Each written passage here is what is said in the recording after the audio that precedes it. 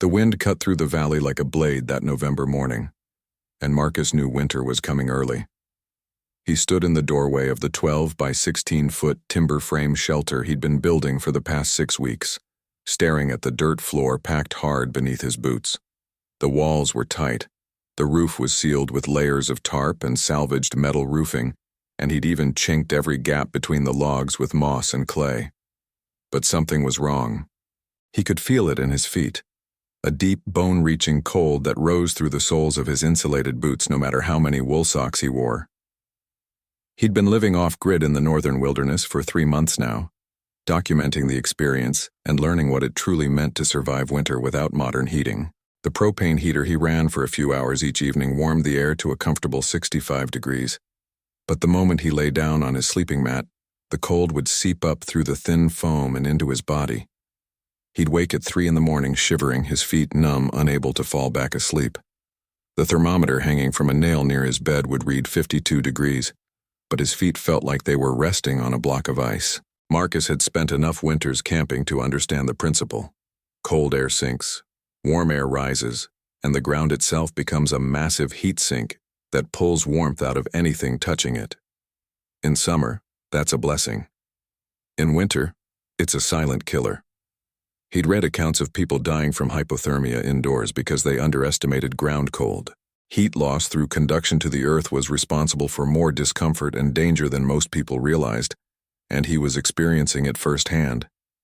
If you're watching this because you've ever wondered how to actually survive winter in a primitive shelter, or if you're planning a build of your own and want to avoid the mistakes I'm about to walk you through, do me a favor and hit that subscribe button right now. This channel is all about real-world testing, honest failures, and solutions that actually work when your comfort and safety depend on it. Seriously, subscribe, because what I'm about to show you made the difference between miserable, dangerous nights and genuinely restful sleep in sub-zero conditions. Marcus decided he needed a proper floor.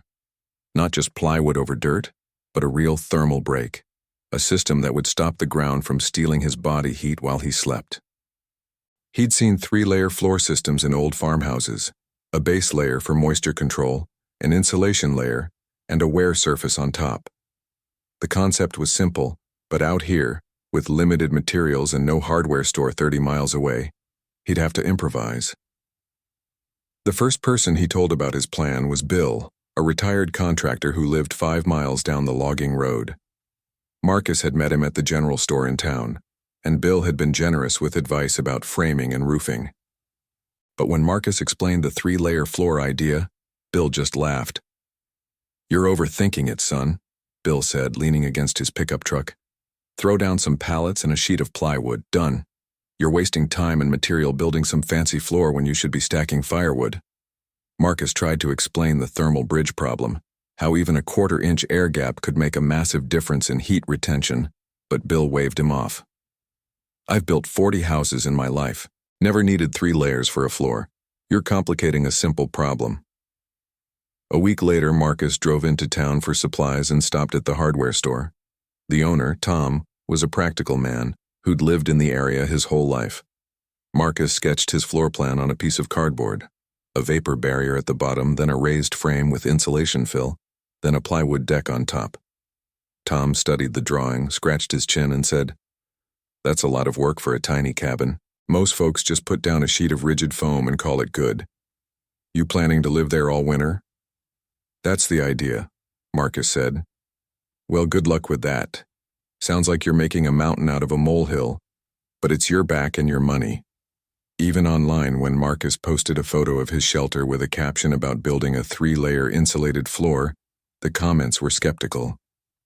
"Overkill," one person wrote. "Just use a thick sleeping pad," said another. "Why not build a proper foundation in the first place?"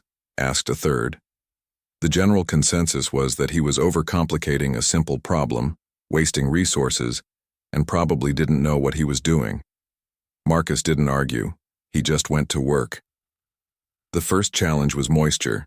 The dirt floor, even though it was packed hard, still released water vapor.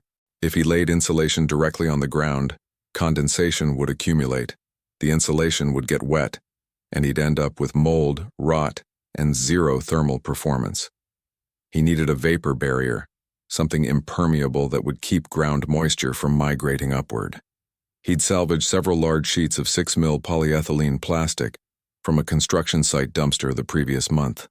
They were dirty and had some tears, but most of the material was intact. He swept the dirt floor as clean as possible, removing stones and sticks, then laid out the plastic in overlapping sheets. Where the pieces met, he used duct tape to seal the seams, creating a continuous moisture barrier. He ran the plastic 6 inches up the walls on all sides, taping it to the logs to create a basin effect. If any moisture did somehow get through, it wouldn't wick into the wall logs. The second layer was the insulation cavity. Marcus had collected dozens of old pallets from behind the feed store, breaking them down for lumber. The wood was rough and inconsistent, but it was free and abundant. He used the straightest pieces to build a grid of sleepers, essentially a raised floor frame, spaced 16 inches on center. Each sleeper was a 2x4 laid flat, giving him 3.5 inches of depth to fill with insulation. Here's where his first mistake happened. He initially planned to use fiberglass insulation bats he'd pulled from an old camper someone had left in the woods. But when he laid the bats into the cavities between the sleepers, he realized they were the wrong thickness. They were 6 inches thick, meant for walls, and he only had 3.5 inches of depth. If he compressed them, they'd lose their insulating value. Fiberglass works by trapping air, and compression removes the air. Marcus stood there for 20 minutes, frustrated, before he came up with a solution. He carefully pulled apart each bat, separating it into 2 thinner layers. It was tedious work. The fiberglass made his hands itch even through gloves, but he managed to create bats roughly 3 inches thick. He laid them into the cavities, making sure they filled the space without being compressed. Where there were gaps, he stuffed in loose fiberglass, packing it lightly. But that created another problem. The fiberglass, even though it was separated from the ground by the plastic vapor barrier, still felt vulnerable to moisture from above. If he ever spilled water, or if condensation formed on the underside of the plywood deck during extreme temperature swings, the fiberglass would get wet and lose its effectiveness. He needed a secondary barrier. He didn't have more plastic sheeting, but he did have something else: old burlap feed sacks. He'd collected about 30 of them, thinking they might be useful for something. He laid the burlap over the fiberglass, tucking it around the sleepers. It wasn't perfect, but it added a layer of protection and helped keep the insulation in place. The third layer was the deck itself. Marcus had managed to buy 4 sheets of 1/2-inch plywood in town. Not great quality, but serviceable. He laid them across the sleepers, staggering the seams so they didn't all line up in a row. He used 2-inch screws to fasten the plywood to the sleepers, making sure to hit solid wood with each screw. The screws were close enough that the plywood wouldn't sag or flex when he walked on it. His second big mistake came during installation. He was so focused on getting the floor down quickly that he didn't seal the edges where the plywood met the walls. Cold air could flow through those gaps, bypass the insulation entirely, and create thermal bridges that would defeat the whole purpose of the system. He realized this when he finished the last sheet and stood back to admire his work. The 1/4-inch gaps around the perimeter looked fine visually, but they were a disaster thermally. He spent the next 2 hours cutting strips of rigid foam insulation he'd salvaged from packing crates and wedging them into the gaps. He used expanding spray foam to seal the really tight spots, then covered everything with caulk to create an airtight seal. It was messy work, and by the time he finished, his hands were covered in foam residue, but the floor was now thermally isolated from the walls and the ground. The whole project took 4 days of solid work. When he finally stood on the completed floor, it felt different underfoot, slightly springy but solid. He could tap on it with his knuckles and hear a hollow sound, proof that there was an air gap beneath. The surface was smooth enough that he could walk in socks without getting splinters. Now came the test. Marcus had a simple infrared thermometer he used for cooking and monitoring the heater. On the evening he finished the floor, he took temperature readings at different points. The ambient air in the shelter was 62 degrees. The surface of the plywood floor was 58 degrees. He then went outside and took a reading of the bare ground next to the shelter, 34 degrees. The old packed dirt floor inside before he'd built the new system had typically read within 5 degrees of the outside ground temperature. The new floor was holding nearly 24 degrees warmer than the ground outside. But that wasn't the real test. The real test would come when winter hit hard. The weather forecast that week called for a cold snap. Temperatures were expected to drop into the single digits Fahrenheit, with nighttime lows below zero. Marcus had been waiting for this. He set up a simple experiment. 2 identical thermometers, one placed on the floor surface and one hung at chest height. He also kept a journal noting the time, temperature, and how his body felt at various points through the night. The first night of the cold snap, the outside temperature dropped to 8 degrees. Inside, with the propane heater running for an hour before bed, the air temperature reached 64 degrees. He shut off the heater at 10 p.m., as he always did to conserve fuel and avoid carbon monoxide buildup. At midnight, he woke to check the thermometers. The air temperature had dropped to 56 degrees. The floor surface was 53 degrees. His feet, in wool socks, felt comfortable, not warm, but not painfully cold either. He could wiggle his toes without that sharp ache he used to feel. At 3 a.m. he checked again. Air temperature 48 degrees. Floor surface 47 degrees. Outside 2 degrees. His feet were cool but not numb. He fell back asleep easily. At 6 a.m., when he finally got up, the air temperature had dropped to 44 degrees. The floor surface was 43 degrees. Outside, the thermometer read -4. He stood on the floor in his socks for a full minute, paying attention to how his feet felt. There was cold, yes, but it was a manageable cold, the kind you'd feel standing on a wooden porch in spring, not the bone-deep, painful cold of standing on frozen ground. He did the math. The outside ground temperature was -4 degrees. The floor surface, directly above that ground but separated by his 3-layer system, was 43 degrees. That was a 47-degree difference. Even accounting for the thermal mass of the shelter and residual heat in the air, the floor was clearly doing its job. But the proof came in how he felt. Before the floor, he would wake multiple times per night with numb feet, unable to get comfortable. He'd spend the mornings sluggish and exhausted, his body having burned through energy trying to stay warm.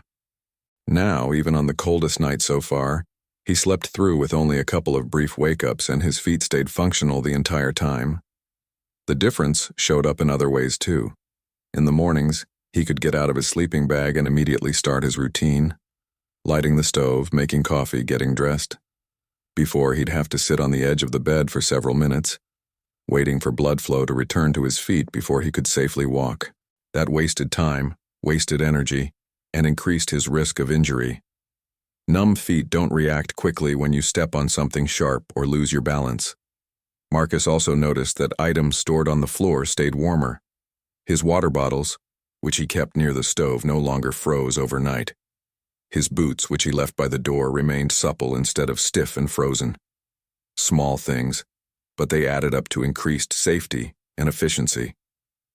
The cold snap lasted 5 days. By the end, the lowest outside temperature hit -12 degrees. That night, with no heater running, the interior air temperature dropped to 39 degrees. The floor surface measured 38 degrees. His feet, wrapped in 2 pairs of wool socks and tucked into his sleeping bag, stayed warm enough that he never woke from cold. He calculated the at-foot level difference between what he'd experienced before the floor and what he was experiencing now. Before, with the old dirt floor, his sleeping mat would have been in direct contact with a surface maybe 5 to 10 degrees warmer than the outside ground. At -12 outside, that meant the surface under his mat would have been somewhere around 2 to 8 degrees, well below freezing. His feet, even in the sleeping bag, would have been fighting a losing battle against that cold sink. Now, with the floor, the surface temperature was 38 degrees. That was a difference of roughly 30 to 36 degrees compared to the pre-floor conditions. At the coldest point, right where his feet made contact, the insulated floor system was keeping him about 20 degrees Celsius, or 36 degrees Fahrenheit, warmer than the old setup would have. Bill stopped by 2 weeks later, delivering some extra propane tanks Marcus had ordered. He stepped into the shelter, and Marcus saw him glance down at the floor. "How's your fancy floor working out?" Bill asked, half joking. "Come in and take your boots off," Marcus said. Bill looked confused but complied. He stood on the floor in his socks, shifting his weight from foot to foot. The shelter was cold. Marcus hadn't run the heater yet that day, but not freezing. After a moment, Bill nodded slowly. Huh, that's actually not bad. I thought it'd be cold. Marcus handed him the infrared thermometer. Check the floor, then go outside and check the ground. Bill took readings, looked at the numbers, and let out a low whistle. 32-degree difference. Well, I'll be damned. You actually might be onto something. It's not magic, Marcus said. Just physics. Heat moves from warm to cold, and the ground is a massive cold sink. If you don't break that thermal bridge, you're fighting a battle you can't win. Bill handed back the thermometer. You know, I built a hunting cabin about 10 years ago. Just plywood over dirt like I told you to do. I can never sleep in there during winter because my feet freeze no matter how much I heat the place. I might have to go back and retrofit a floor like this. Marcus smiled. It's not complicated once you understand the principles. Vapor barrier, air gap with insulation, solid deck. The air gap is key. It breaks conduction. The insulation slows convection, and sealing the edges prevents air infiltration. After Bill left, Marcus spent time reflecting on what he'd learned. The 3-layer floor wasn't just about comfort, it was about survival. In a winter shelter, especially one without constant heating, ground cold is one of the biggest threats. It's insidious because it doesn't feel like a problem at first. You focus on insulating the walls and roof, sealing drafts, and keeping the wind out. But the whole time, the ground is silently pulling heat out of your body through your feet, through your sleeping mat, through anything touching the floor. The human body loses heat through 5 main pathways: radiation, convection, conduction, evaporation, and respiration. In a cold shelter, conduction through the floor is responsible for a huge percentage of heat loss. Some studies suggest up to 40%. Your feet have less insulation than the rest of your body, less fat, thinner skin, and they're in constant contact with the coldest surface in the room. When your feet get cold, your body responds by constricting blood flow to the extremities to preserve core temperature. That's a survival mechanism, but it has consequences. Cold feet make it harder to sleep, harder to stay active, and increase the risk of frostbite. Over time, chronic cold exposure to the feet can lead to trench foot, nerve damage, and increased susceptibility to illness. Marcus also realized that the floor had psychological benefits. Knowing he had a solid thermal barrier beneath him made him feel safer, more secure. He wasn't constantly anxious about whether he'd wake up dangerously cold. That peace of mind translated into better sleep, which translated into better decision-making, better physical performance, and better overall morale. He documented everything in his journal: the materials used, the construction steps, the mistakes and corrections, the temperature data, and the subjective experience of using the floor over several weeks. He wanted a record for himself and for anyone else who might attempt something similar. If he were to build the floor again, he'd make a few changes. First, he'd use thicker plywood, 3/4 inch instead of 1/2 inch, for better structural integrity and a slight improvement in insulation. Second, he'd raise the sleepers to 5 or 6 inches instead of 3.5, allowing for more insulation depth. Third, he'd use rigid foam board instead of fiberglass. Fiberglass works, but it's finicky and vulnerable to moisture.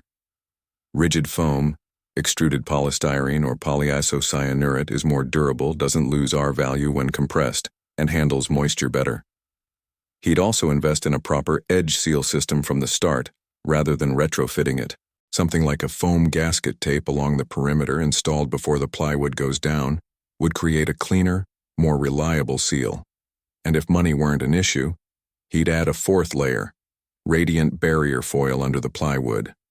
Radiant barriers reflect infrared heat back toward the source, which could further reduce heat loss through the floor. It's not necessary. The 3-layer system works fine, but it would be an optimization.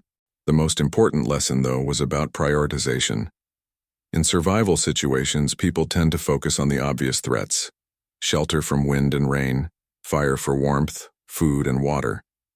But the subtle threats, like ground cold, can be just as dangerous, and they're easier to underestimate because they don't demand immediate attention. Marcus had learned that the hard way. He'd spent weeks building a solid structure with tight walls and a good roof, but he'd overlooked the floor. And for those weeks he'd suffered, not catastrophically, but enough to degrade his quality of life and increase his risk. The floor project had been the single most impactful upgrade he'd made to the shelter, more valuable than better insulation in the walls or a fancier heating system. By mid-December, the shelter had become genuinely livable. Marcus could go to bed at night without dread, knowing he'd wake up rested and functional. He could work on projects inside the shelter without constantly shifting his weight to keep his feet from going numb. He could host visitors, like Bill or the occasional hiker, and not feel embarrassed about the conditions. One evening, a wildlife biologist named Sarah stopped by. She was conducting a winter survey of the area and had heard about Marcus's off-grid experiment. She stepped into the shelter, and Marcus saw her immediately notice the floor. "This is well done," she said, kneeling to inspect the seams. "Most people don't understand thermal bridging. They'll spend thousands on insulation and still freeze because they ignore the foundation." Marcus offered her coffee, and they talked about cold weather shelter design. Sarah had worked in Arctic research stations and had seen every kind of floor system imaginable. She confirmed what Marcus had learned through trial and error. Raised, insulated floors were standard in extreme environments because they worked. "The indigenous peoples in the Arctic have known this for centuries," Sarah said. "They use raised sleeping platforms lined with furs and grasses. Same principle, break the connection to the ground. Modern builders forget this because we have heated concrete slabs and insulated crawl spaces, but in primitive conditions, it's essential." Marcus asked about the temperature data he'd collected. Was a 40-degree difference between ground and floor surface realistic, or was he measuring something wrong? "That's entirely plausible," Sarah said. "You have a vapor barrier blocking moisture, an air gap breaking conduction, insulation slowing heat transfer, and a solid deck on top. Each layer contributes. The air gap alone can account for 15 to 20 degrees of difference, depending on thickness and ventilation. Add insulation, and you can easily hit 30 to 50 degrees of difference between unconditioned ground and finished floor surface." She also pointed out something Marcus hadn't fully considered. The floor wasn't just keeping cold out, it was also keeping heat in. Any warmth generated by his body, his heater, or his cooking would radiate downward and normally be absorbed by the ground. The insulated floor reflected that heat back into the living space, making every BTU of heat more effective. Before Sarah left, she asked if she could include his shelter in a paper she was writing about improvised cold weather structures. Marcus agreed, honored that his scrappy little floor project might contribute to scientific knowledge. As January arrived, Marcus continued refining his setup. He added a thick wool rug near the sleeping area for extra comfort and insulation. He placed a small wooden platform under his propane heater to keep it off the floor and improve airflow. He even built a low bench along one wall, using the same layered construction method. Vapor barrier, air gap, solid surface. So he'd have a warm place to sit while working on projects. The floor had become the foundation of his winter survival strategy, literally and figuratively. Everything else, heating, cooking, sleeping, working, functioned better because the floor provided a stable, insulated base. Looking back, Marcus understood why people had mocked the idea. On paper, a 3-layer floor for a tiny cabin sounded excessive. It was more work, more materials, more complexity than a simple plywood over dirt solution. But that criticism missed the point. The floor wasn't about elegance or minimalism, it was about performance. And in terms of performance, the 3-layer system delivered results that couldn't be achieved any other way. The skeptics had been operating on assumptions that worked fine in heated buildings with proper foundations, but failed in primitive shelters where ground cold was a constant enemy. Marcus had questioned those assumptions, tested an alternative, and proven that the alternative worked better. He thought about posting an update video showing the temperature data and his improved setup, but he decided against it. The people who'd mocked him wouldn't be convinced by numbers. They'd find other reasons to dismiss it. Too specific to his situation, too dependent on his particular materials. Too much work for uncertain benefit. That's how skeptics operated. They protected their assumptions by finding flaws in any evidence that challenged them. Instead, Marcus focused on the people who would benefit from the information: other builders, other off-grid experimenters, other winter survivors. He wrote a detailed article for an online homesteading forum, complete with diagrams, material lists, temperature logs, and lessons learned. He explained the physics, described the construction process, and emphasized the mistakes he'd made so others could avoid them. The response was overwhelmingly positive. People shared their own experiences with ground cold, asked technical questions, and posted photos of floor systems they'd built using similar principles. A few folks criticized the approach, said it was overkill or too complicated or unnecessary, but most of the community recognized the value. One commenter summed it up perfectly: heat rises, cold sinks, and the ground is the biggest cold sink you'll ever encounter. If you don't deal with that, nothing else matters. Marcus printed that quote and taped it to the wall above his workbench. It was the fundamental truth he'd learned through weeks of discomfort, frustration, and problem-solving, and it was a truth that would guide every future shelter project he undertook. By February, the worst of the winter had passed, but Marcus continued living in the shelter, documenting his experience and refining his systems. The 3-layer floor remained the cornerstone of his setup. On the coldest nights, when outside temperatures dropped below zero and the wind howled through the trees, he'd lie in his sleeping bag with warm feet, listening to the storm, and feel grateful that he'd ignored the skeptics and built the floor his way. If you've made it this far, and you're thinking about building your own winter shelter or upgrading an existing one, remember what I learned. Don't underestimate the ground. It will steal your heat, sap your energy, and make every night a miserable struggle if you let it.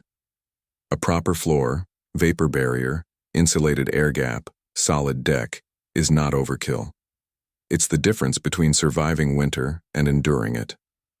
If this information helped you, or if you're planning to test these ideas yourself, hit that subscribe button and drop a comment below.